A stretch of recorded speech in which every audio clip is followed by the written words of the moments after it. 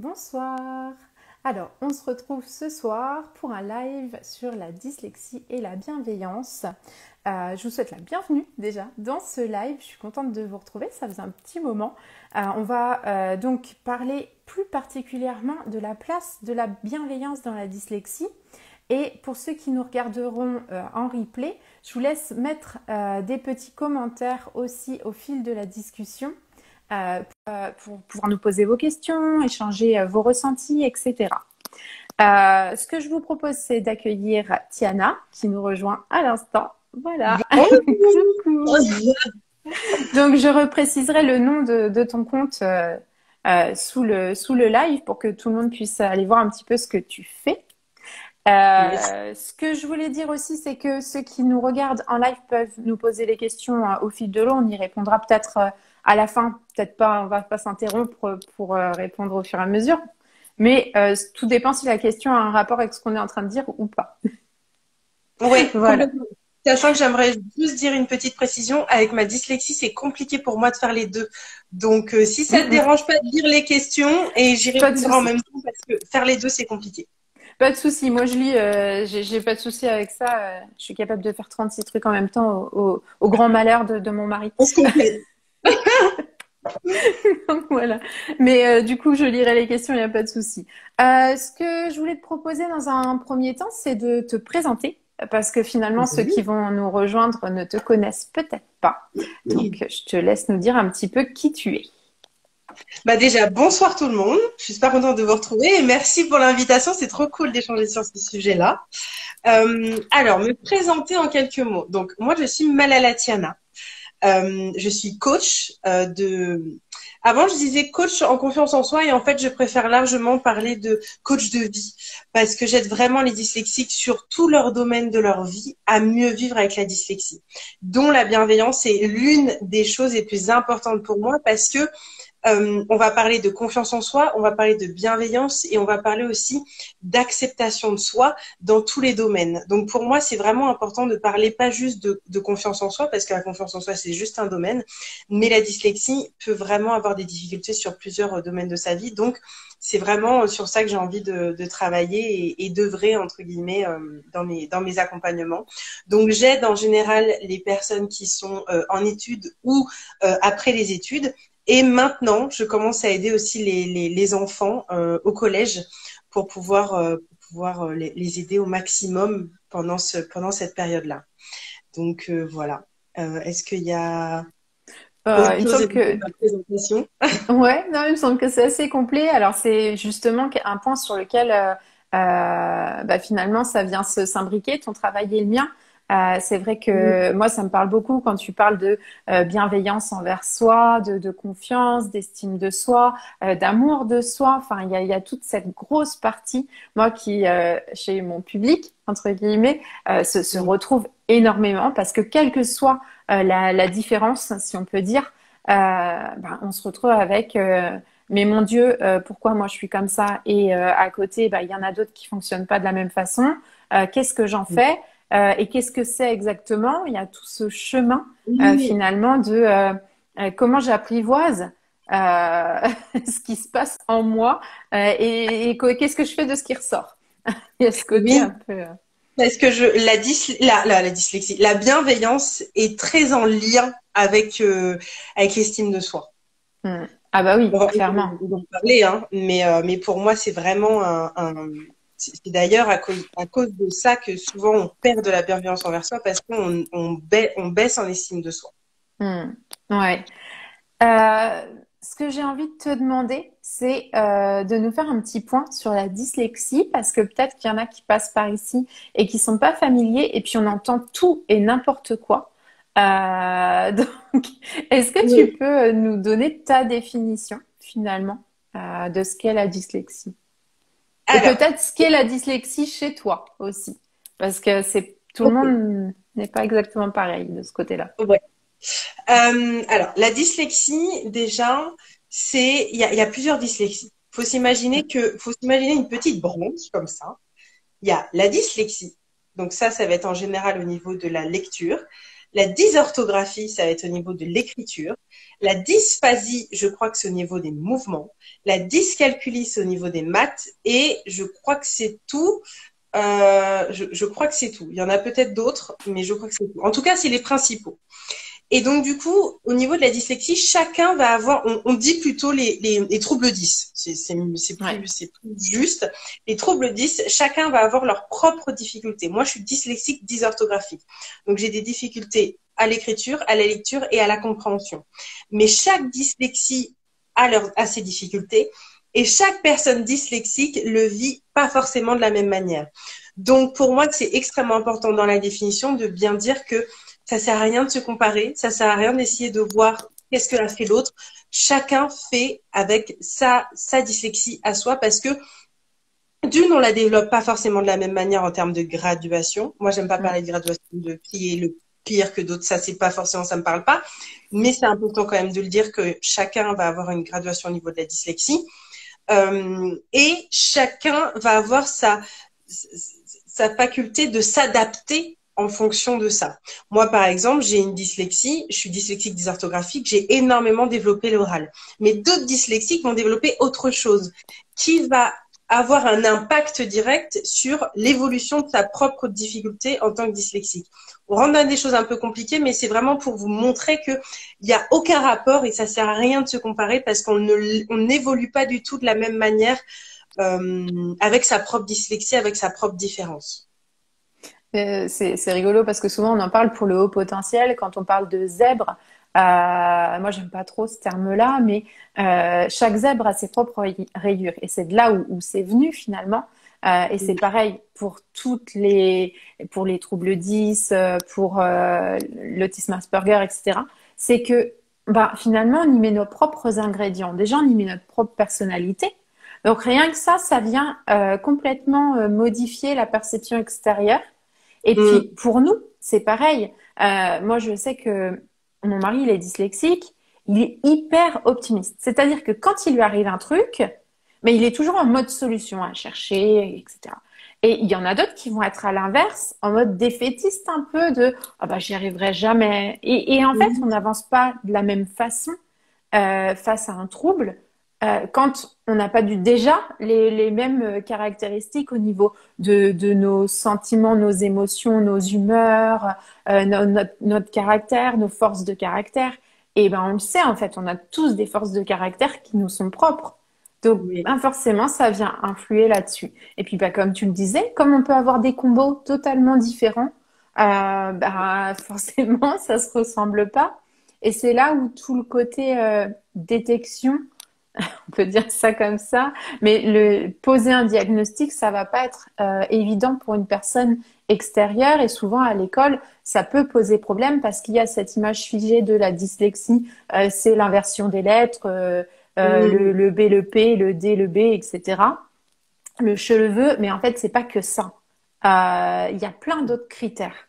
Donc, c'est important que tu fasses ce point sur le fait que un dyslexique puisse ne pas se reconnaître dans la dyslexie d'un autre.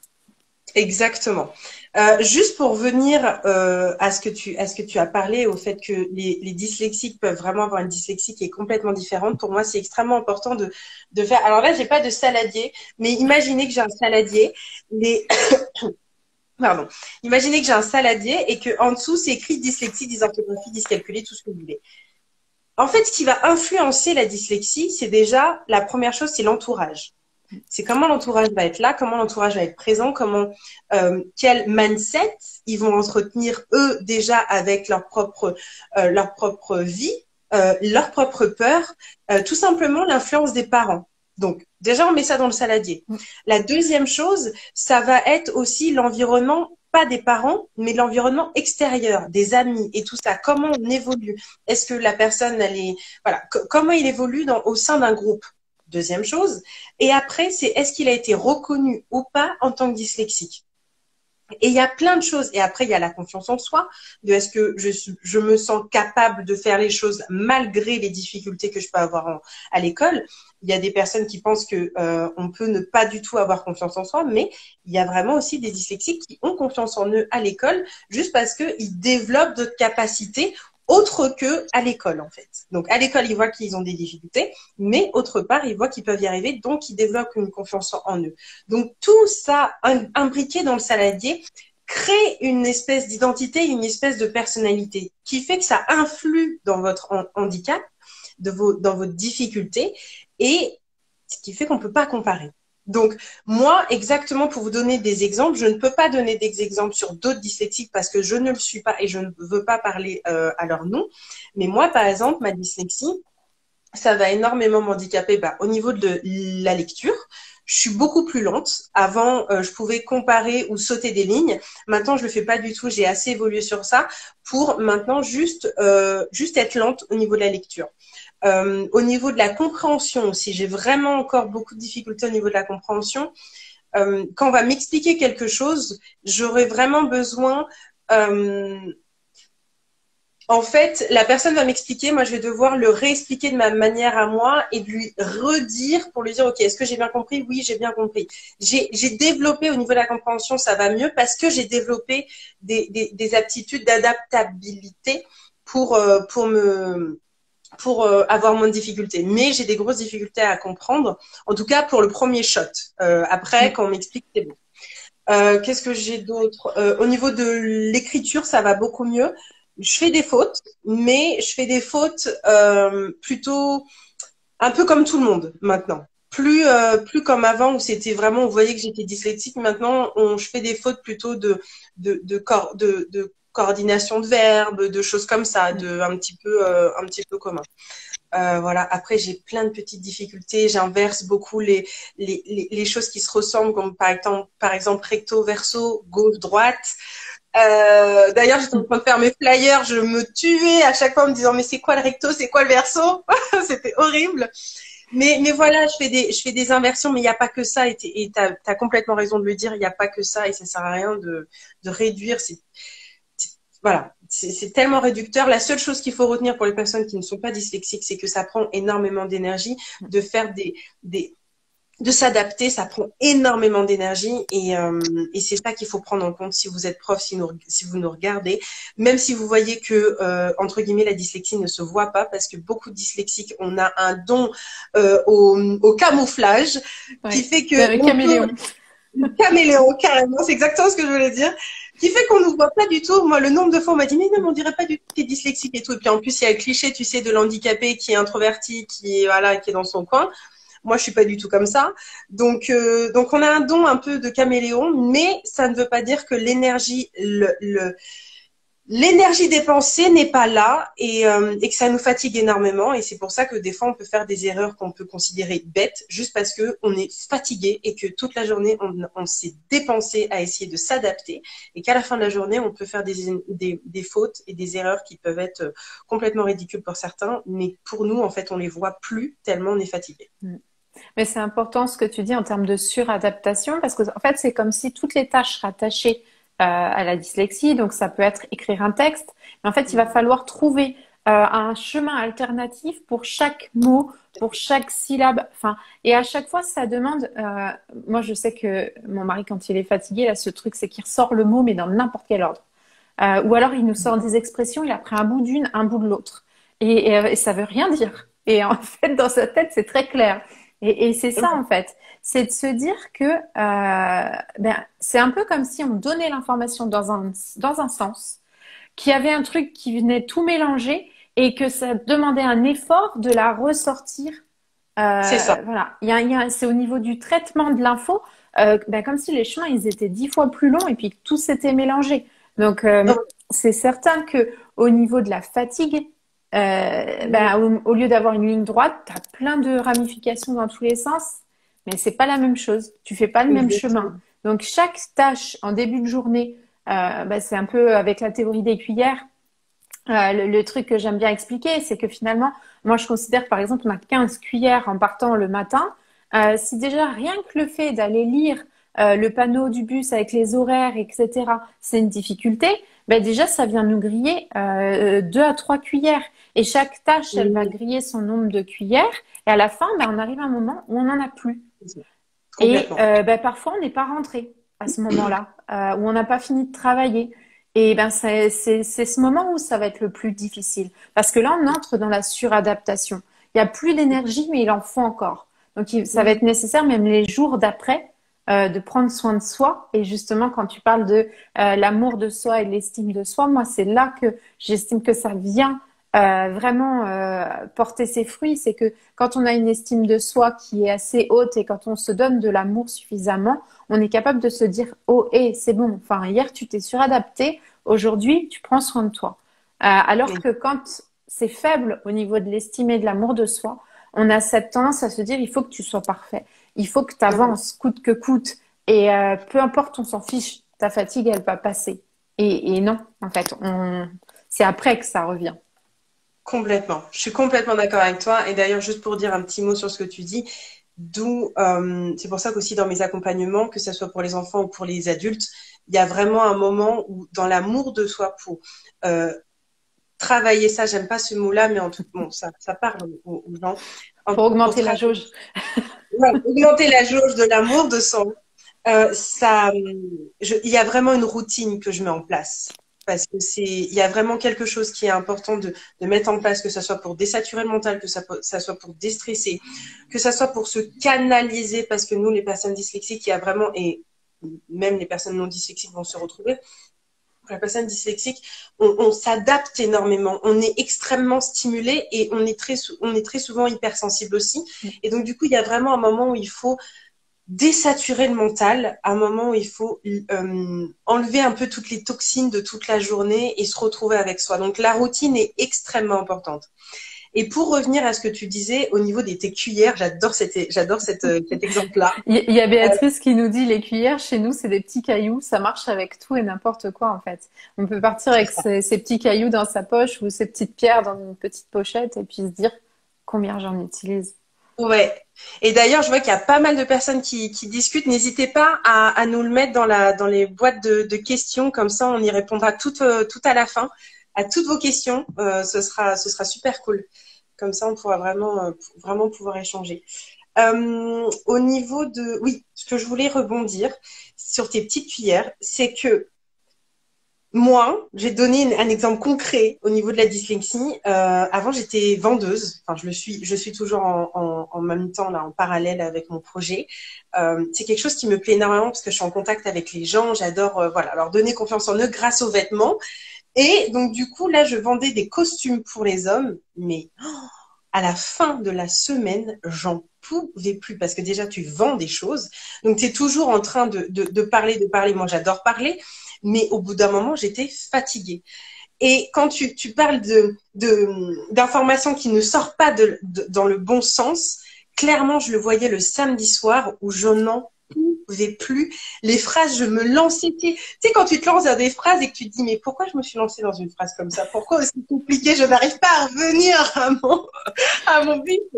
Et je me lançais dans des phrases déjà hyper compliquées ou sinon ça avait pas forcément de sens, où je voyais que je demandais énormément d'énergie alors que je suis très à l'aise. Voire même à un bout d'un moment, je commençais à bégayer. Je pense que c'est la dyslexie. J'en ai déjà parlé avec une spécialiste, elle m'a dit non, je pense pas, non, je pense pas, mais moi je comprends pas pourquoi je bégaye autant à des moments alors que les personnes non dyslexiques ne l'ont pas. On m'a pas diagnostiqué autre chose, donc je pense que vraiment c'est la fatigue et la suradaptation sur un moment qui fait que je bégaye et ouais, ça m'arrive très très souvent, alors que je suis très à Ouais. l'aise. Mais c'est rigolo parce que moi, j'ai vu parmi mes élèves, quand j'enseignais, je voyais beaucoup d'enfants qui butaient sur les mots. Mais c'est un peu comme si le mot tu sais, t'as cette impression qu'il est resté coincé en fait. Il veut Mmh, plus. Et c'est surtout dans la fin de journée. Un peu, c'est beaucoup plus facile d'aller te dire, OK, je lis le truc. Alors moi, souvent, je leur faisais taper les syllabes parce que c'est beaucoup plus facile de te concentrer sur un rythme pour dire les mots. Parce que quand tu vas aller trop vite, finalement, c'est un peu comme si les idées, elles s'emmêlaient en même temps. Et alors moi, je t'en ai parlé déjà en off, mais il y a cette faculté chez les 10 à avoir des connexions qui se font ultra rapidement sur mmh. plein d'autres choses. Et c'est comme si les connexions, elles se faisaient, puis les mots, ils sortaient pas au même rythme que les connexions. Donc ça affiche un gros bazar. Euh, c'est tout va trop vite là-haut. Puis qu'est-ce que je sors vraiment? Donc, des fois, ça peut être, comme tu le disais, ça n'a plus de sens. Par contre, ça a un sens intellectuellement. C'est-à-dire qu'il y a des liaisons entre les choses que tu dis, mais pour quelqu'un qui t'écoute, ben, lui, il n'a pas il a pas les liaisons. Donc, Oui, des c'est fois, ça. tu pars d'un truc et ça part en vrille. Tu es arrivé à une autre idée. Donc, tu dis le début, tu dis la fin, l'autre, il a rien compris, mais toi, dans ta tête, ça fait un chemin tout droit. Et tout a du sens. Sauf que c'est Ah vraiment le ouais. discours qui a du mal à se coordonner avec le rythme Mm. des pensées. C'est Ouais, à deux suivre. trucs, un peu comme si ça dérapait, quoi. Ah, exactement. Et d'ailleurs, je t'en avais parlé, moi, mon copain qui n'est pas du tout dyslexique, des fois, il me suit pas. Et mais à chaque fois, il me dit, mais je comprends rien à ce que tu dis. Tu t'es passé du coq à l'âne, je comprends rien. Et donc, du coup, je fais, bah oui, je suis désolée, mais moi, je me suis bien comprise pourtant. Mais oui, et c'est ça. C'est cette faculté à pas être capable de retransmettre l'info dans sa totalité parce que finalement, ça va trop vite. T'as Ouais, ce truc de voilà, si je te raconte tout ce qui se passe dans ma tête, j'en ai pour 1 heure. C'est un peu moi je sais que j'en ai un comme ça à la maison. Il me dit, ouais, même si ça va être trop long. C'est bien, mais bon, ok, du coup ils super. m'écoute. Donne-moi juste la fin. Ouais.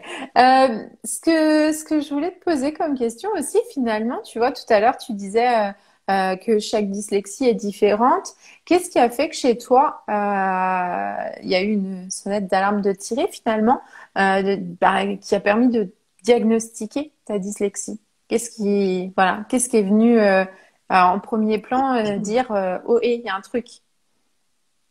Moi, c'était en CE2, donc Mm. après le CP, la classe après le CP. Déjà, en CP, je commençais à avoir des difficultés. Sachant que moi, il y a quelque chose qui est important de savoir parce que j'ai de la dyslexie et je suis aussi un enfant adopté. Donc, du coup, c'est important de le savoir parce que ça influe beaucoup sur sur ma vie en tant que dyslexique aussi. Et donc, du coup, en CP, j'avais des difficultés, mais on pensait que c'était peut-être parce que je parlais malgache et français Mm. et que dans ce domaine-là, ça commençait peut-être à être handicapant pour moi, mais on pensait pas que c'était forcément la dyslexie. Donc, en CP, on s'est dit, bon, on va la laisser vivre, on va regarder, on voit qu'elle a des difficultés, mais voilà, on va regarder. Sauf que mes parents ont dit ça, et sauf que ma prof, elle n'était pas forcément hyper bienveillante, elle était plus à me mettre au coin et à me dire avec le petit bonnet d'âne, bon, ça n'existait pas à l'époque, mais c'était un peu ça de, voilà, tu vas rester au coin. Et je souffrais quand même pas mal, et donc du coup, j'en parlais à mes parents, et voilà, bon, ils, ils, ils pensaient pas faire quelque chose pour l'instant, ils se disaient, bon, ça va peut-être changer et Mm. tout ça. Et en CE2, je suis arrivée en CE2 et là vraiment, j'ai eu une très bonne prof, même si sur l'époque je l'aimais pas, mais en tout cas c'était une très bonne prof qui était adorable et qui m'a diagnostiqué, enfin en tout cas qui a vu que j'avais des difficultés et qui a dit à mes parents, eh oh, allez voir une orthophoniste, je pense qu'elle a des difficultés. Donc je suis allée là voir avec mes parents et oui, j'avais des difficultés et en fait ça s'est révélé parce que euh, en CP et en CE2, bah, je commençais déjà à faire quasiment 45 minutes de devoirs, alors que clairement, on est censé en faire que 10. Voilà, donc je commençais vraiment à avoir des difficultés sur ça. Ou quand j'écrivais tout phonétiquement et tout attaché. Donc là, on disait, il y a un petit souci, c'est pas que le malgache qui est là-dedans. Donc, Non, c'est donc la du coup, phrase, la phrase qui compte autant de lettres que l'alphabet. Il y a un moment, exactement, c'est tout exactement. Moi, attaché. c'est ça. Moi, au Scrabble, c'est-à-dire que je pouvais battre tout le monde, hein. Il n'y avait pas de souci. Et donc, du coup, au moment où, voilà, donc je suis allée chez l'orthophoniste, elle m'a dit, bon, ok, bon, là, on va devoir faire des séances. Elle m'a diagnostiqué directement en CE2. Et là, clairement, j'ai dû désapprendre tout ce que je m'étais adapté à ma situation pour réapprendre des bonnes bases. Et donc, du coup, j'ai fait 8 ans d'orthophonie derrière ça. Et j'ai redoublé mon CE2. Et voilà. Et il y a un point qui est important que j'aimerais souligner, c'est qu'en sixième, moi j'ai une dyslexie sévère. J'ai eu une dyslexie sévère. Enfin, j'ai une dyslexie sévère. J'aime pas en parler du fait qu'elle était sévère parce que pour moi, que tu aies une dyslexie entre guillemets moins sévère et une dyslexie sévère, la souffrance est la même. Tu vois, le manque de Ouais. confiance en soi, l'estime de soi, c'est pas une jauge de est-ce que ta dyslexie elle est sévère ou pas. Tu ressens la souffrance comme tout le monde. Mais ça peut aider d'autres personnes qui peuvent, ça peut être une indication qui peut aider. Donc du coup, moi j'avais une dyslexie sévère et en sixième, on m'a demandé, enfin avant de rentrer en sixième, on m'a proposé d'aller dans une école spécialisée pour dyslexique ou sinon j'allais rentrer en général. Moi c'est quelque chose qui n'était pas du tout ok pour moi et donc du coup je me suis dit bon, je suis déjà assez différente des autres. Bon, je suis déjà noire, je suis déjà adoptée, je suis déjà en plus dyslexique. Je ne veux pas aller dans une école spécialisée, laissez-moi tranquille, laissez-moi avec les personnes normales. La liste est assez longue. C'est ça, je me suis dit, c'est bon, là, j'ai déjà de bons bagages derrière moi. Si je peux être un peu normale, ce serait cool. Enfin, c'était mon cheminement quand j'étais petite. Oui, hein. bah oui. Voilà. Et donc, du coup, voilà. Oui, donc c'est quelque chose, voilà, qui est. Mais en même temps, c'est intéressant de voir qu'on t'a demandé ton avis aussi. Oui, Parce que dans certaines familles, c'est pas le cas. Les professeurs disent ce serait mieux, donc les parents pensent faire au mieux et écoutent pas oui, forcément l'enfant. Et je pense que dans le ressenti, c'est super important parce que pour se faire confiance, il faut oui, qu'on nous fasse confiance aussi. C'est un juste retour. Quand on se fait confiance, on exactement. arrive à avoir la confiance de l'autre. Mais si on a plus retour de confiance de l'autre, ben, ça vient entacher notre confiance en nous. Et envers les enfants, c'est important d'écouter, simplement, Mm, de voir s'ils le sentent ou s'ils le sentent pas. Enfin, il y en a qui vont dire, ben non, je préfère aller dans une classe spécialisée où on va m'écouter et où je vais avoir cette impression de pouvoir évoluer au même rythme que les autres. Puis, comme toi, tu vois ce truc de, oh, c'est bon, quoi. Enfin, la jauge de la différence, là, elle atteint ses limites. Vous m'en rajoutez pas une couche. J'ai envie de faire comme tout le monde. Je ferai les efforts qu'il faut, mais j'ai ce besoin-là. Et c'est important parce que souvent, en tant que parent, on se dit, ils savent pas, les enfants, on va faire au mieux pour eux. Mais en fait, ils savent. Ils savent très bien. À un moment donné, ils ont peur de dire les choses, peut-être, mais ils savent ce qu'ils ont envie de mm, faire, tout simplement. C'est vrai que, enfin, moi, je le dis assez souvent, mais j'ai enseigné pendant plus de 11 ans. En plus, j'avais une classe, quasi du début à la fin, j'ai eu des CE1, CE2. C'est le moment charnière. Ce moment où on sort de CP, on se dit, oh, c'est pas grave, ils savent pas bien lire, c'est pas fluide. Et puis, au pire des cas, les dyslexiques, en mm. général, ils ont une bonne mémoire. Donc, quand il y en a un ou deux qui lisent avant, ils ressortent la phrase nickel, tout va bien. Donc ça se voit pas trop. Par contre, CE1, CE2, on commence à attaquer la grammaire, la conjugaison. Et là, ça vient faire une espèce de gros mélange de ben, qu'est-ce que c'est que ces trucs? Les mots, en plus, ils sont censés avoir un genre, un nombre. Euh, c'est bon, quoi. Enfin, La langue française, la langue de Molière est compliquée. ben, c'est ça. Et c'est là, en général, où on Oui, se rend compte. Et si on ne s'en rend pas compte à ce moment-là, ben, comme tu disais tout à l'heure, il y a ce truc de suradaptation qui vient s'installer et mm, d'apprendre des techniques pour camoufler le fait que ce soit pas confortable.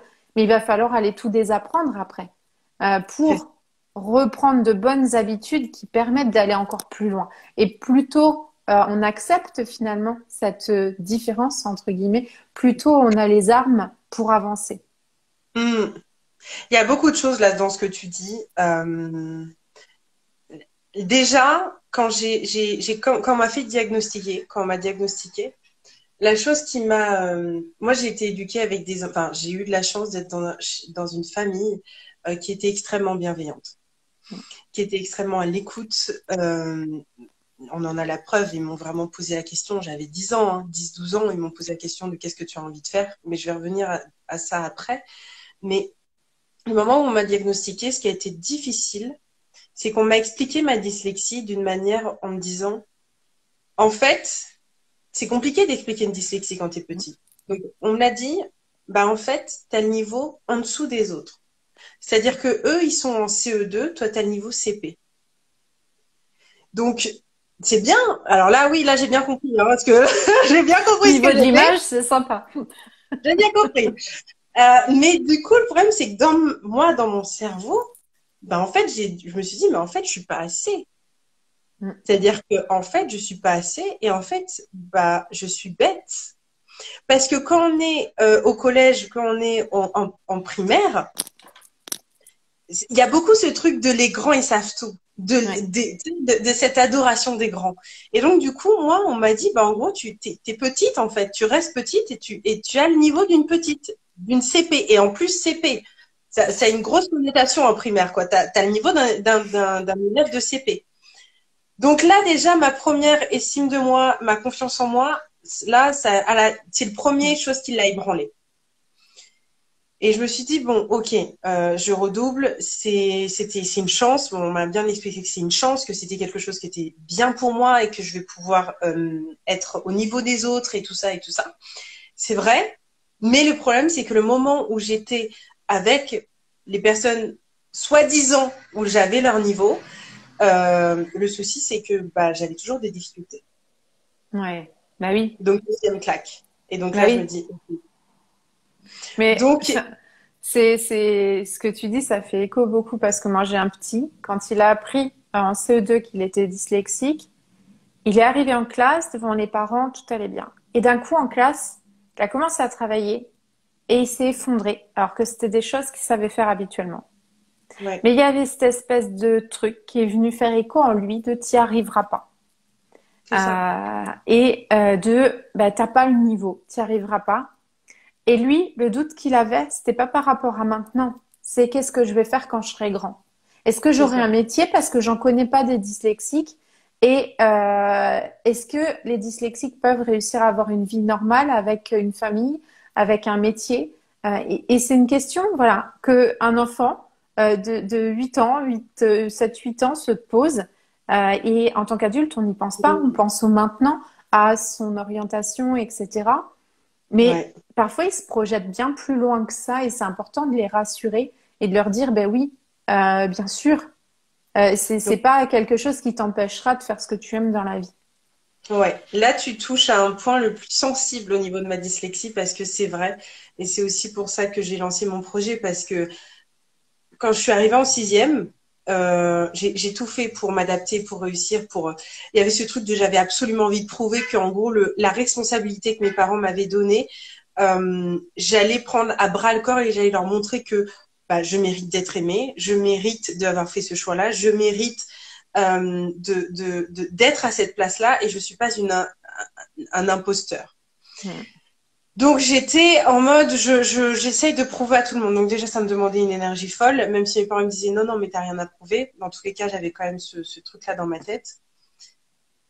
Et il y avait des moments où c'était extrêmement difficile. Il y a des moments où je pleurais et je souffrais. J'en parle pas beaucoup sur mon compte parce que c'est quelque chose où j'ai un peu du mal à parler de ça parce Mm. que enfin, j'en parle mais je veux pas passer pour celle qui se victimise, tu vois. Oui, ouais, et Je ben, sais c'est ça. Et à l'écrit, c'est beaucoup plus difficile. À l'oral, c'est plus facile parce qu'il y a le ton, il y a le pas. contexte. Et quand on fait un post, je trouve qu'il n'y a pas assez de, on peut C'est pas ça, mettre le contexte, on peut pas mettre le ton. Et là, on se dit, exactement. voilà, suivant comment la personne le lit et dans quel état d'esprit elle est, on ne sait pas Ouais. comment elle va recevoir le message. Et puis c'est tellement pas l'énergie que j'ai envie de passer. Mm. Moi, l'énergie que je passe et les valeurs que je passe, c'est vraiment la responsabilisation que même si tu es dyslexique, tu peux prendre la responsabilité de tes choix, de tes actes et de tes, voilà. Donc pour moi, se victimiser, c'est vraiment pas quelque chose qui est ok. Donc du coup, pour revenir à ce que je disais, oui, en sixième, j'ai énormément souffert. En sixième, en quatrième, en tout collège, parce que je me devais d'être, en tout cas, la meilleure dans ce que je faisais, alors que j'avais une difficulté. Et pourquoi je parlais de ça Tu me parlais de ton fils que En fait, non mais il y avait ce truc et tu l'as bien résumé finalement de ce regard qu'on porte sur nous-mêmes et par rapport aux projections qu'on peut faire oui, sur notre vie d'adulte, ben c'est ça peut ça. avoir un impact, mais un C'est impact ça. fort. En fait, voilà. En fait, c'est pour ça que j'ai lancé mon projet parce que d'un moment où j'étais en train de vraiment de souffrir énormément, j'avais vraiment ce truc de mais qu'est-ce que je vais faire en fait de ma vie? Mm. En fait, je vaux rien. En fait, je suis bête par rapport aux autres et et ça, qui je suis, qu'est-ce que je ferai avec les capacités que j'ai si j'arrive même pas à lire un texte.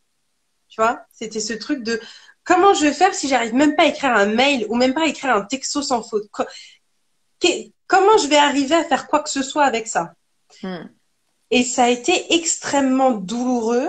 Heureusement que mes parents ils étaient là. Heureusement que j'ai eu ce soutien-là. Heureusement que j'ai pu me développer et voir mes capacités dans un autre domaine, que ça soit l'équitation, que ça soit à l'athlétisme, que ça soit dans le sport, dans la boxe, dans beaucoup de sports, pour extérioriser tout ça et pour me dire, et en fait, t'es pas si nul que ça. Tu vois, à l'équitation, t'es excellente parce que tu fais ça, ça, ça, ça, ça.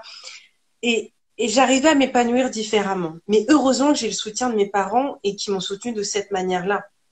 Parce que à un moment donné, tu pètes un câble, en fait. Tu pètes un câble parce que tu te dis, mais punaise, mais enfin, cette société, je me voyais pas dedans. C'est ça. Tu vois, C'est quelle j'ai pas place ma place. nous est laissée finalement. C'est ça, Euh, c'est-à-dire que, en gros, j'ai été mal faite. Pour moi, j'ai été mal faite, c'est-à-dire que j'ai été adoptée et en plus de ça, je me retrouve avec une difficulté. Mais où elle est cette place-là? Et est-ce que je suis vraiment légitime à être là, en fait?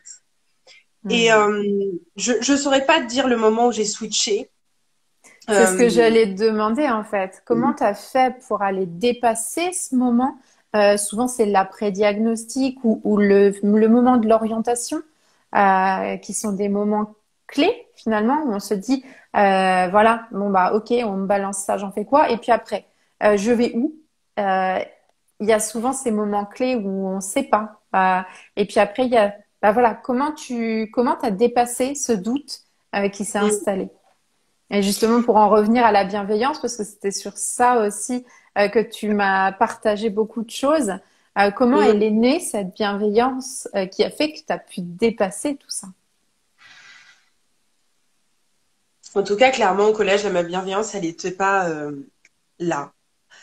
Hum, Comment j'ai... Alors, il y a deux questions dans ta question, donc que je vais déjà répondre au fait que comment j'ai fait pour switcher et après Ouais. comment j'ai fait de la bienveillance. Parce que la bienveillance, il y a beaucoup de choses à dire dessus. Comment j'ai fait pour switcher de cette pensée-là? C'est parce qu'à un moment, j'ai remis en question l'éducation scolaire. Et je me suis dit, mais en fait, c'est quoi l'éducation? Qu'est-ce qui fait que j'ai réussi ou pas mon évaluation? C'est juste parce que j'ai retenu. C'est juste parce que j'ai réussi à, à retenir toutes les dates et ils sont contents parce que je leur ai donné toutes leurs dates. Et quand j'ai commencé à réfléchir comme ça, je me suis dit, mais c'est absurde. C'est absurde parce que moi j'ai d'autres capacités, j'ai d'autres difficultés, enfin j'ai d'autres, oui pas de difficultés, j'ai d'autres capacités. C'est-à-dire que moi, toutes les personnes autour de moi venaient me voir pour des conseils de vie, des conseils de confiance en soi. Alors j'avais confiance en moi pas à l'école, mais j'avais confiance en moi dans d'autres domaines parce que j'excellais vu que fallait que je prouve que j'en étais capable. Alors c'est clair qu'à l'école c'était compliqué et encore je décuplais des forces pour montrer que je pouvais avoir des bonnes notes. Mais par contre, à côté de ça, que ça soit au niveau des copains, relations amoureuses, que ça soit des amis et tout ça, moi c'était carré. C'était vraiment, Mm. j'avais vraiment des relations pas forcément très bienveillantes, mais en tout cas, je trouvais les réponses à ces relations-là et j'arrivais à avoir une vie stable. C'est juste à l'école où ça n'allait pas. Et je sais pas par contre par quel recul j'ai pu prendre ce recul-là, mais c'est qu'en fait j'ai questionné. Je me suis dit, mais en fait, si c'est juste pour retenir des choses si c'est juste pour pouvoir comprendre au niveau des mathématiques, mais les maths, mais je vais pas utiliser tout dans ce qu'on m'explique dans les maths. Qui utilise tout? Ben, il y en a, mais c'est des médecins, c'est des voilà. Mais moi, clairement, dans mes boulots, j'utilise pas tout. Ça, c'est utile. Et encore maintenant, si on re-questionne les maths, mine de rien, maintenant, il y a des formations en interne. Ouais. Ils partent du principe que tu ne savent pas, donc ils vont te faire des formations internes. Et j'étais en train de tout questionner, et là je me suis dit, mais en fait c'est ridicule. Je vais continuer à jouer leur petit jeu pour que je puisse avoir mon bac et tout ça, mais je commençais à me tourner et à me dire, mais en fait, qu'est-ce que tu sais faire hormis l'école? Si Mm. tu enlèves le collège, le lycée, qu'est-ce que tu sais faire? Ben, en fait, tu sais écouter. En fait, les gens, ils viennent là pour tes conseils de vie, juste pour savoir, OK, qu'est-ce que tu... Parce qu'en fait, moi, ce que je me rendais compte, c'est à quel point il y a des personnes, OK, ils avaient 20 surtout. OK, ils avaient 19, des 16. Mais ils étaient complètement nuls dans les relations. Ouais. Mais oui, c'est ça. Et c'est là où on parlait, on a échangé beaucoup sur les types d'intelligence. Et Exactement. mais en fait, le type d'intelligence qui est demandé dans la scolarité est pas forcément celui qui va nous être utile pour la Mm, vie de tous les jours. c'est ça. Et quand j'utilise le mot nul, c'est parce que c'est pour faire référence au moi, je me trouvais nulle à l'école. Pas parce que je pense qu'ils sont nuls, mais c'est que moi, je me trouvais nulle à l'école et en fait, je me disais, mais moi, je les trouve nuls en fait dans les relations. Clairement, il manquait de bienveillance, il manquait d'écoute. Moi, je voyais des trucs, mais pour moi, c'était aberrant que clairement, fallait communiquer, que c'était un problème de communication, mais eux, ils ne le voyaient pas. Enfin bref, j'étais vraiment un très bon médiateur des Mm. relations. Et c'est là où je me suis dit, mais en fait, moi, l'école, c'est bien gentil, je vais faire leur truc, mais clairement, en fait, j'ai d'autres capacités et j'en suis sûre que je peux enfin, je commençais vraiment à développer une confiance en moi j'en suis sûre que je peux l'utiliser dans le monde professionnel. C'est pas possible autrement. Il y a quelque chose. Et le switch est fait là. Mais c'est intéressant ce que tu dis, parce que finalement, tu es allé voir en termes de compétences où étaient tes compétences. Euh, et finalement, c'est pas en termes de scolarité, de notes, de résultats liés à des matières bien précises. Tu es allé balayer tous les domaines et C'est ça. voir dans tous tes domaines de vie, scolarité, famille, amis, côté social, peut-être Mm, pro parce que tu t'es projeté aussi, voir quelles étaient tes compétences de façon générale et pas seulement ciblées sur telle ou telle matière doit être parfaite, parce que c'est souvent ce qu'on entend, hein. Si tu veux t'orienter dans un domaine social, tu dois avoir d'excellentes notes en français parce qu'il faut rédiger des choses, etc. Et en mm, fait, bah non, dans le domaine social, la compétence première, c'est quand même, comme tu le disais, la communication, tout ce qui est bienveillance, écoute active. Enfin, il va y avoir tout un pôle humain, en fait. c'est Et ça. on se centre sur scientifique ou littéraire. Ok, d'accord. Et en fait, l'humain, il est balancé, il est mis de côté. Donc ça, c'est dommage, parce que ça peut justement venir conforter certains enfants et leur dire, mais en fait, tu as des capacités. Exactement. Exactement. Et d'ailleurs, au niveau des compétences, pour tu me disais quelque chose? Non, j'ai eu un bug. Je sais pas. Ça a sonné, Ah, j'ai eu d'accord. un bug. Euh, pour les personnes qui se posent la question, mais ok, mais quelles sont mes compétences à moi? Qu'est-ce que je pourrais voir en moi? Au niveau des compétences, moi, je vous conseille de déjà regarder pourquoi on vient vers vous. Moi, c'est clairement comme ça que j'ai pu voir. C'est pourquoi on vient vers vous. Qu'est-ce qui fait que les gens, vous attirez les gens comme un aimant, que ça soit pour vos conseils, que ça soit pour votre créativité, que ça soit pour votre recul, que ça soit pour votre capacité à faire des maths, à écrire, à lire ou je sais pas. Pourquoi on vient vers vous? Ça, c'est hyper important comme question. Ouais, et D'ailleurs, puis il y a ce côté aussi. Pourquoi on vient vers toi et qu'est-ce qui te fait vibrer quand on vient vers toi? Et, exactement. et il y a ces deux pôles qui doivent quand même, voilà, parce que finalement, c'est pour ça qu'on va te payer. Pour un truc qui te fait à la fois vibrer et pour lequel Exactement. les autres viennent vers toi. Mm. Euh, et c'est important parce que tu vas jamais vouloir te faire payer si tu te sens pas légitime parce que ça te fait pas vibrer. Et Oui, tu vas jamais vouloir te faire payer non plus si tu as l'impression que ça sert à rien pour les autres. Donc exactement. c'est important d'aller remettre tous les morceaux et d'aller voir un petit peu ce qui se passe à l'intérieur et ce qui se passe à l'extérieur. C'est les deux choses qui ont Ouais. leur importance. Et la deuxième question que tu avais au niveau de la dyslexie et la bienveillance, c'est une très très grosse question. Est-ce qu'on a un peu plus d'une heure ou est-ce que tu fais une heure? Euh, on peut dépasser un tout petit peu. Ok, d'accord. Mais j'ai Donc, peur que ça coupe après, mais on verra bien. je crois que ça coupe pas, mais C'est mystérieux. Des fois, ça coupe à 45 minutes, des fois, ça coupe à 1 heure et demie. Il va comprendre. c'est clair. Bon, je vais essayer de faire une réponse assez succincte parce que je vois qu'il y a beaucoup de questions et ça m'embêterait de vous laisser partir sans que je réponde à vos questions. Donc, on va essayer de faire au mieux. Au niveau de la bienveillance, pour moi déjà, qu'est-ce que c'est la bienveillance? Pour moi, la bienveillance, en fait, pourquoi la bienveillance est liée à l'estime de soi et à la confiance en soi? quand on est au lycée, au collège, quand on est petit et même quand on est grand, quand on n'a pas forcément développé la confiance en soi intérieure, on va avoir confiance en soi dès qu'on a des résultats positifs, dès qu'on a des résultats qui nous correspondent. Donc, dès que ça correspond, et ben là, on mérite d'avoir confiance en nous, on mérite les compliments, on mérite et on vaut quelque chose. D'où le mot on se dévalorise parce qu'on vaut plus de la valeur. Et quand on y arrive, on vaut de la valeur. Donc là, hop, notre jauge, elle monte. C'est ça, on associe notre valeur à notre réussite en termes de points obtenus. Exactement. Mais l'école, c'est aussi ça. Les positionnements. Et quand on baisse, et quand on a un résultat qu'on considère, je mets bien le mot considère, comme un échec, et que c'est en bas, là, on vaut plus rien. C'est-à-dire que là, excusez-moi du terme, mais on est une merde. Et on se pense une merde. Et on se fouette en se disant qu'on est nul, que machin, que ceci. Et dès qu'on remonte et qu'on a un résultat qui va bien, on est le plus, enfin voilà, on mérite, on a la confiance en soi, on se sent mieux avec nous-mêmes. Et le problème, c'est qu'il y a beaucoup de personnes qui n'arrêtent pas de faire ça. Et qui n'arrêtent pas de monter, de descendre, de monter, de descendre. La bienveillance, c'est de pouvoir être de pouvoir amener de l'équanimité dans cet équilibre. C'est-à-dire que quand tu réussis, t'es pas le roi du monde, et quand tu échoues, t'es pas une merde. La bienveillance, c'est te dire, ok, j'ai le résultat qui ne me convient pas, mais ça n'entrave pas et ça n'empêche, ça n'influe pas sur ma valeur.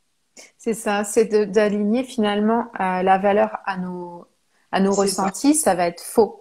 Parce que finalement, à un moment donné, les émotions, ça fait forcément des vagues. Et si on aligne notre valeur à nos émotions, qui sont juste des messagères, qui viennent nous apporter, juste nous transmettre le message qu'elles ont à transmettre, mais finalement, on va avoir une valeur qui fluctue. Alors que si notre valeur, c'est nos compétences, c'est nos forces de caractère, voilà, c'est tout un lot finalement, mais ça vient pas fluctuer autant, même si parfois on peut se sentir nul parce qu'on a complètement foiré un truc et qu'on avait préparé depuis des lustres et des lustres. Et dans l'entrepreneuriat, on le sait, hein, c'est souvent tu prépares un lancement et tout, et puis paf pouf, il y a personne. Bon, ok, d'accord. C'est ça. Donc c'est ça. Pendant quelques minutes, tu peux te sentir nul, mais après tu vas dire et j'en fais quoi maintenant? Et ça va être dans le et j'en fais quoi maintenant? Et qu'est-ce que ça a amené dans ma vie? Qu'est-ce que c'est venu m'apprendre? Et là, on reprend le pouvoir. Et c'est important d'aller toujours reprendre le pouvoir. Et je pense que la bienveillance, c'est ça aussi. C'est de savoir que le pouvoir, c'est toi qui le détiens. Et tu peux reprendre le pouvoir sur tes émotions, sur tes ressentis, sur les critiques aussi que tu peux recevoir. Et aller voir ce que tu as envie d'en faire. Comment tu as envie de les transformer à ton avantage pour continuer à faire ton chemin sans avoir ce poids derrière à tirer. Complètement. Et je pense que quand on est très jeune, et d'ailleurs j'aide les parents aussi je les accompagne aussi les parents à accompagner un dyslexique quand ils sont jeunes aussi, parce que les parents, ils ont un rôle au niveau de la bienveillance à jouer pour ça. Au début, quand on est enfant, quand on est au collège et au lycée, adolescent, la bienveillance, c'est compliqué de se l'apporter. Déjà parce que l'école est conditionnée d'une certaine manière qui fait que tu donnes pas de la bienveillance, tu donnes pas de l'amour et de la bienveillance quand tu n'as pas réussi. Et c'est pas normal. Donc les parents, ils ont vraiment une espèce de rôle, une espèce de baume à faire sur ces résultats qui peuvent être très compliqués et surtout qui peuvent être très compliqués à vivre aussi pour les personnes dyslexiques, parce que il y a ce truc de en fait ça valide le truc de je suis nulle, ça me conforte dans mes croyances à moi. Donc il y a vraiment un accompagnement des parents à faire. Et pour les adultes, c'est se questionner et se dire, et c'est exactement, je rejoins dans ce que tu dis, c'est de se questionner et de se poser la question, est-ce que réellement c'est utile que je me flagelle pendant 2 heures et me dire que je suis une merde? Est-ce que réellement c'est utile? Et moi, c'est mon père, en fait, qui m'a beaucoup posé la question, qui me disait, oui, bon, d'accord, c'est bon, ça, j'ai compris que t'étais nulle, que machin et tout ça, mais qu'est-ce que tu vas en faire avec ça? Et c'est exactement ça. C'est-à-dire que lui, en fait, il balayait tout de suite. Il disait, oui, bon, très bien, voilà. Bon, ça, tu te dis ça toute seule, mais moi, je veux savoir la solution que tu vas mettre en place. Et au bout d'un moment, avoir ce mindset-là de tu reviens, tu reviens, tu reviens, et tu laisses juste ce truc de côté, et ben, au bout d'un moment, en fait, tu passes directement à la solution. Ouais. Et c'est Ça ça, fait c'est moi beaucoup ce que de bien. j'appelle se mettre en mode solution. C'est ok, C'est ça, exactement. d'accord. Mais voilà, tu acceptes l'émotion. L'émotion, elle te traverse, elle te livre son message. Et après, ok, tu passes en mode solution. Ça sert à rien de rester en mode échec, en mode voilà, je Exactement. m'écrase, on ne me voit plus et tout va bien. Ben non, en fait. Oui, C'est un peu, c'est là où je dis se pardonner aussi. oui, Parce que parfois, on a besoin de se dire, mais tu as le droit de faire des erreurs, comme tout le monde, personne n'est parfait, et c'est OK. Après, l'essentiel, c'est vraiment ce que tu en fais derrière qui compte. c'est ça. Et surtout qu'en plus, quand on a des résultats, souvent, les personnes dyslexiques, ce qu'on peut ressentir, c'est de la frustration. Mm. C'est de la frustration de ne pas avoir réussi de cette manière-là. C'est de la frustration de ne pas avoir eu ces capacités de comprendre de ceci. C'est de la frustration de ne pas être pareil que l'autre. C'est de la frustration. Mm. Moi, je pense que la bienveillance, il y a un mantra religieux qui dit Dieu, donne-moi je sais plus exactement ce que c'est, donne-moi le pouvoir, les capacités de voir ce que je ne peux changer, ce que je peux changer, et donne-moi la force de changer ce que je peux changer, et l'intelligence de faire la différence. Mm. C'est Et c'est exactement ça. ça, c'est que, puis en plus, il y a tout ce qui est, quand on parlait de pas se laisser toucher par les remarques qui vont être malveillantes, il y a Mm. ça, on peut pas le changer. On peut pas changer l'autre. Mais par contre, on peut changer notre perception des choses. Ok, moi je sais que mon mari, il y a un truc dans sa scolarité, il y a un de ses profs qui lui a dit, tu feras jamais rien, tu seras jamais capable de rien, tu auras jamais de boulot. Et ben en fait, ce truc-là, lui, il l'a pas pris comme OK, d'accord, c'est une règle qui s'applique pour moi. Il a dit, tu vas voir que j'aurai un boulot qui me plaît, un truc qui me passionne et que je gagnerai plus que toi. Et en fait, c'était son leitmotiv, c'est de dire, je vais le dépasser. Et c'est complètement, ça peut paraître un peu des fois euh, malveillant par rapport à l'autre, mais en fait, c'est ça, c'est qu'est-ce que tu veux en faire? Comment tu vas te motiver toi derrière pour faire ce que tu as vraiment envie de faire? Et ces paroles qui peuvent être blessantes, ben, elles deviennent boostantes. C'est complètement le Mm. truc en fait, c'est que ça vient te propulser et te faire Exact. avancer. Et aujourd'hui, C'est ça. il est fier parce qu'il a son job qui est, il gagne un salaire qui lui correspond.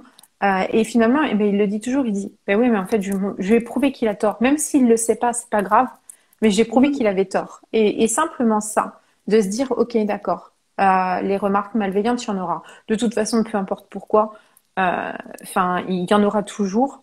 Par contre, on a le pouvoir de les laisser à l'autre, de lui rendre ou de s'en servir comme moteur.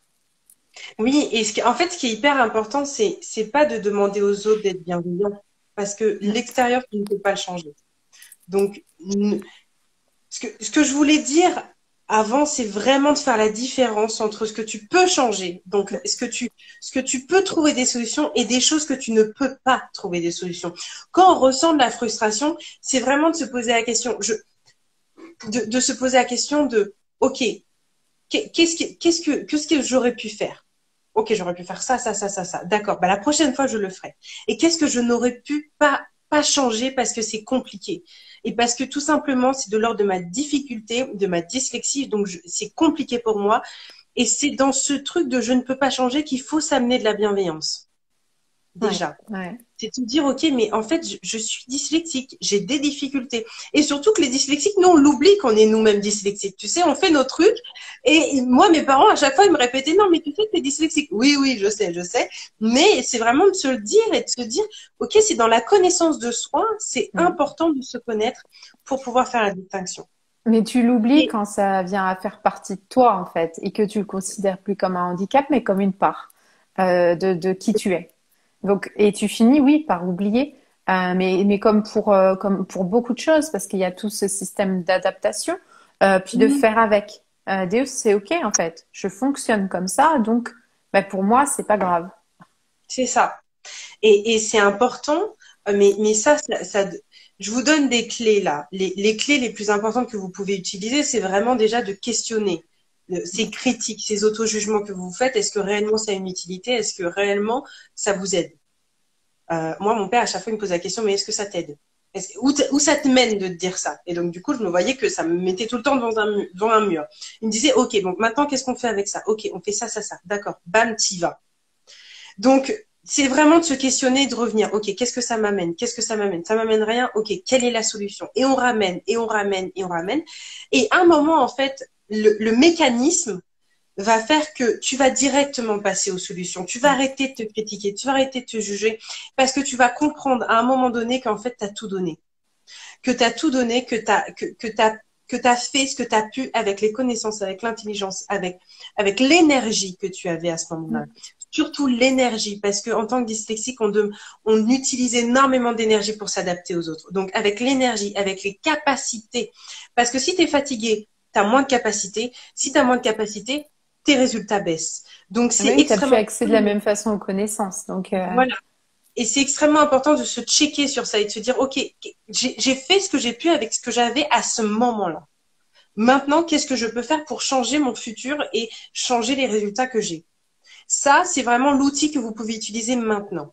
bah Après, au oui. niveau de la bienveillance, c'est vraiment quelque chose et un accompagnement qui est important d'avoir parce que ça touche à la confiance en soi, ça touche à l'estime de soi, ça touche à la routine aussi au quotidien et à l'amour que tu peux te donner. Quand je parle d'amour au quotidien, c'est tout simplement de pouvoir prendre du temps pour soi, prendre du temps pour valider les choses qu'on a faites, prendre du temps pour tout simplement voir les compétences que j'ai développées, les compétences qui restent à développer. C'est vraiment essayer d'harmoniser tout ça et de trouver un équilibre et de ne plus fluctuer en termes émotionnels, en termes des pensées, en termes de stress et ouais, vraiment amener de la bienveillance envers toutes ces difficultés-là. Mais ça demande un accompagnement. On peut pas avec un live tout changer comme ça. En C'est tout cas, clair. vous avez des outils. Mais voilà, il y a ces outils et puis il y a comment on stabilise derrière. Parce qu'en Mm. fait, les outils, voilà, tu as les clés, mais finalement, tu sais pas quelle porte tu vas ouvrir. Et avec les clés qu'on te donne, ben justement, c'est d'apprendre que quand tu vas ouvrir la porte, ça va pas être dangereux. Parce qu'il y a tout ce truc de quand tu changes, parce qu'on te donne des clés, tu changes, tu modifies ton comportement, tu modifies ta façon de voir les choses. Et parfois, ça fait peur. Parce qu'on se Oui, dit, et les autres vont plus me reconnaître, et moi-même, je vais plus me reconnaître, et comment je vais faire enfin, avec tout ça. Et c'est là où moi, je considère que l'accompagnement, il fait avancer beaucoup plus vite. Parce qu'on a cet effet miroir. Euh, exact. on voit ce qu'on projette sur l'autre, sur l'accompagnant. Et c'est là où bah, finalement, on se réconforte un peu, on vient se dire, eh ben non, en fait, il y a encore des gens qui peuvent me comprendre, qui peuvent m'écouter. Mm. Et c'est tout ça, en fait, dans l'accompagnement qui se joue. C'est Ouais. qu'est-ce que je renvoie comme image quand j'évolue. Mm. Voilà. Et finalement, c'est ça qu'on a du mal à voir. Et dans toute évolution, bah, ça reste compliqué parce qu'on se découvre, donc on fait avec de nouvelles pièces du puzzle. Et à un moment donné, bah, on ne sait pas trop ce que ça va donner à la fin. Exactement. Exactement. D'ailleurs, si vous avez des questions, n'hésitez pas à les poser maintenant. Comme ça, on Ouais. va... Je vais regarder un petit peu si c'est OK pour toi, si tu avais autre chose à Ouais, vas-y. partager.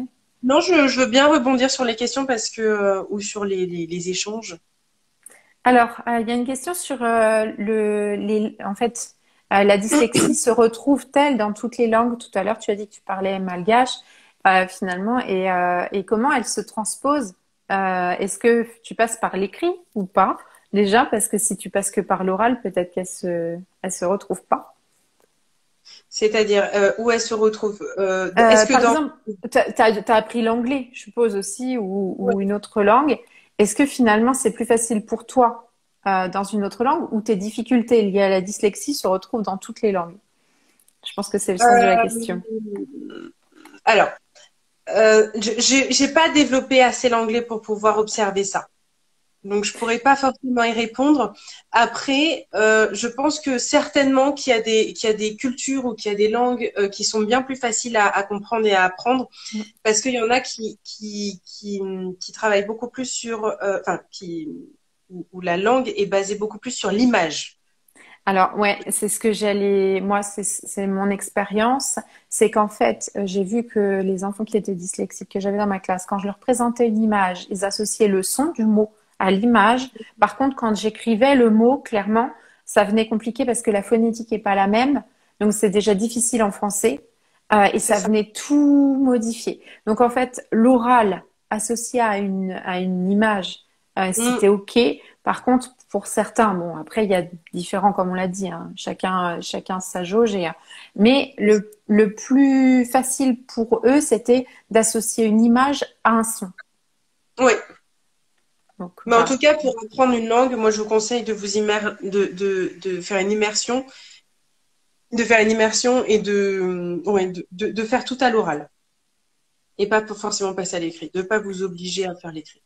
Ouais, ouais, ouais, je pense aussi que c'est un truc, moi, je verrais que, mais parce qu'il y a ce truc aussi, chez certains dyslexiques, euh, moi, je sais que quand je dis un mot, j'ai le mot qui s'affiche dans ma tête. Mon mari me dit toujours, non, moi, j'ai un son, j'ai une image, mais le mot, c'est le bazar. Ah oui, mais moi, ça s'affiche pas du tout, hein, moi. Non, c'est ça. Il me dit, en fait, voilà. Alors, moi, quand je lui épelle un mot, il me dit, ah non, mais tu vas trop vite. Euh, Ah oui, ouais, et, non, et, mais et en fait, non. c'est là où je vois qu'il y a un fort décalage. C'est que moi, Mhm. j'avais cette image que tout le monde était capable de visualiser un mot et je me suis vite rendu compte en enseignant et en vivant avec mon mari que non, c'était pas un truc qui était inné. Ah Donc non, pas du tout ça idée. peut, voilà, ça joue autant en français que dans les autres langues, je pense, de toute façon. Ouais. C'est que l'oral va être bien plus simple. Euh, alors, on demandait l'accompagnement des enfants dyslexiques, quel coût seule l'orthophonie est prise en charge. Alors ça, je pense qu'il faudra te contacter peut-être en privé par rapport au prix de tes services. Peut-être Oui, parce qu'en oui, fait, l'accompagnement est différent d'une personne à l'autre sur le nombre de séances, les besoins, etc. c'est ça. Moi, je préfère déjà qu'on me contacte en privé déjà pour savoir si l'accompagnement est fait pour toi. Mm. Parce que j'ai pas mal de personnes qui confondent mes accompagnements et l'orthophoniste alors que c'est pas du tout la même chose. Et donc vraiment faire la différence entre les deux et voir surtout quel spécialiste tu as besoin. Est-ce que tu as vraiment besoin de moi ou est-ce que tu as besoin d'une psy? Est-ce que tu as besoin d'un orthophoniste? Pour moi, c'est déjà important qu'on fasse un appel découverte où on peut discuter, on peut échanger et c'est assez sympa en général. Et tu me parles de tes difficultés et moi, je vais essayer de te dire si ça correspond au niveau de mes accompagnements ou si je dois te réorienter au niveau d'un autre professionnel. Mais Ouais. viens avec plaisir. Il y a une autre question qui dit dyslexie et haut potentiel intellectuel un peu similaire dans la difficulté à se faire comprendre, c'est trop long. Alors, ouais, il y a peut-être, moi, c'est un parallèle que je fais, je te laisserai dire après ce que tu en penses, mais moi, je trouve que c'est le chemin, en fait. Le câblage est différent. Donc, à câblage différent par rapport à une personne qui va avoir un câblage classique, en Oui, fait, c'est le bordel. Donc, exactement. ça ressort de la même façon que c'est à l'intérieur. C'est-à-dire que comme ça va vite, il y a cette capacité à aller vite et moi c'est ce que j'aime dans mes accompagnements, j'aime les personnes qui vont vite et c'est pour ça que je travaille avec des personnes qui ont un profil atypique parce qu'on se retrouve sur cette façon d'avancer, cette énergie et puis ce fait d'avoir des prises de conscience qui vont vite, Ouais. d'avoir des liens qui se font vite et moi je le retrouve beaucoup. Voilà, moi je pourrais pas vivre avec une personne qui a pas cette faculté et mon mari il est dyslexique et au potentiel ça aide, il a, il a le double câblage et du coup, ouais, enfin, il y a ce truc bah, c'est câblé différemment, on fait Mhm. avec, mais parfois c'est un peu comme s'il manquait des liaisons par rapport aux autres. Ouais.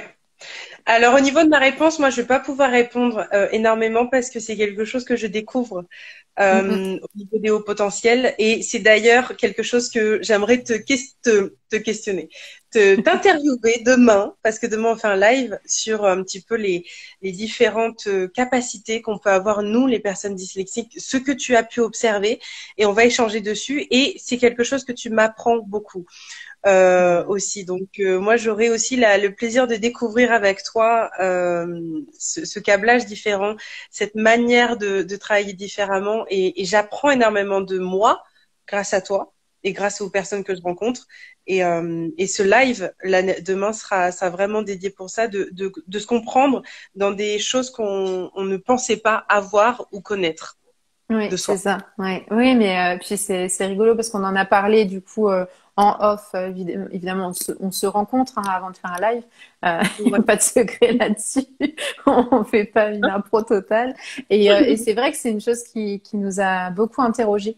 Ce lien finalement entre les différentes atypies et les troubles 10, ben, on retrouve pas mal de choses voilà, qui sont à Exactement. explorer.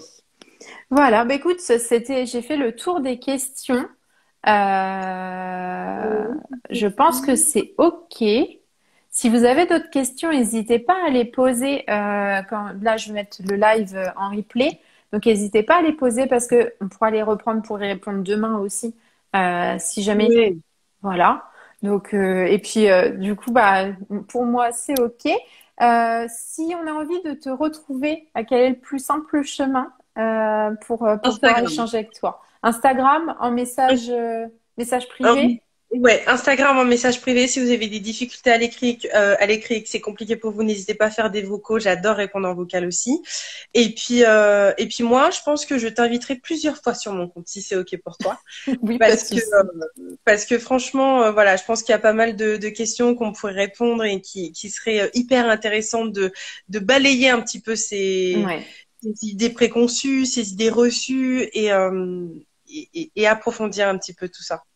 Ok, ça marche. Je te remercie vraiment de ta présence parce que c'est hyper riche et je pense autant pour les dyslexiques que pour les personnes qui ont quelqu'un de dyslexique dans leur entourage.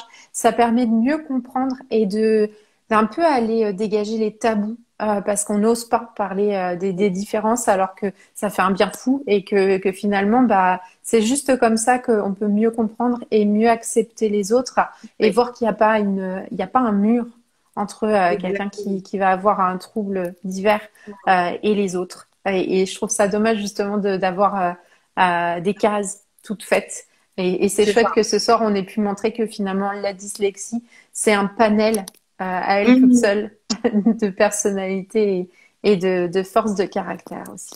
Ouais. Voilà. Et moi, ça me tient vraiment à cœur d'accompagner les dyslexiques et les accompagnements de personnes dyslexiques parce que pour moi, c'est essentiel et dans mon histoire, c'est quelque chose qui a vraiment eu un impact énorme sur mon histoire. Donc, en tout cas, merci infiniment pour l'invitation et à demain, du coup, pour le Et à live. demain. Oui, pas On de croise les doigts si problème. ça fonctionne. Oui. Bon, allez, à demain. Merci à tout À le monde demain. d'avoir été là. Et comme je l'ai dit, si vous avez des questions, n'hésitez pas à les mettre sous le replay et puis on répondra. Il n'y a pas de souci. Allez, bonne soirée. À Au demain. revoir. Au revoir.